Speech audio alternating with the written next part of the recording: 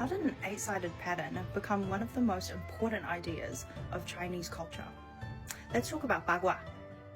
To understand Bagua is like understanding the fundamental operating system of Chinese culture. It's more than just a symbol. It is a profound philosophical framework that's shaped everything from art, medicine, statecraft, and spirituality for thousands of years. So what exactly is it? At its simplest, the Bagua are 8 trigrams, so symbols made up of 3 stacked lines. Each line is either broken, representing the yin or the feminine energy, or they're solid, representing the yang and the masculine energy. These 8 patterns are the core building blocks of Yi Jing, the Book of Changes, an ancient text which is one of the core pillars of Chinese philosophy.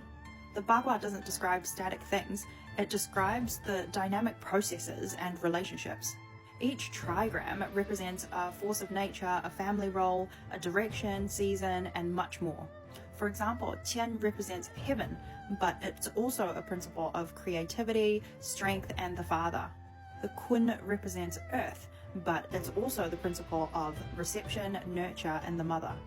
The Bagua essentially creates a language to model the complexity and constant flux of the universe. It shows that reality is actually a web of interconnected and ever-changing relationships rather than a collection of separate objects. This is an absolute cornerstone of Chinese culture because it provided a unified way of understanding absolutely everything. It's literally a theory of relativity, a system of medicine, and a guide to ethics all in one. This wasn't just philosophy, it became the bedrock of Chinese culture for over 3,000 years. Here's how. Let's start with traditional Chinese medicine. This is completely based off of Bagua because your organs are linked to different elements and your health is about balancing them. And of course you've heard of feng shui, the art of placement. This is your home mapped with Bagua to balance energy, or qi, for wealth, health, and relationships. Emperors used the Yi Jing, which is based on Bagua, to make huge decisions, and it was a guide for how to live harmoniously with the universe's flow.